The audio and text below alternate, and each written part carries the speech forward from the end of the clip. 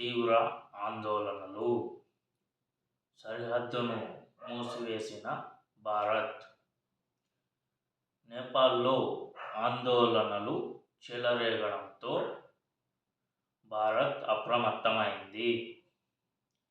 మతపరమైన ఘర్షణల నేపథ్యంలో భారత్ నేపాల్ సరిహద్దును తాత్కాలికంగా మూసివేసి ఎమర్జెన్సీ సేవలు మినహా సీమాంతర కదలికలపై ఆంక్షలు విధించింది. ధనుష జిల్లాలో ప్రార్థన మందిర ధ్వంసానికి సంబంధించిన వీడియోలు వైరల్ కావడంతో పర్సా, రహౌల్ తదితర ప్రాంతాల్లో నిరసనలు చెలరేగాయి.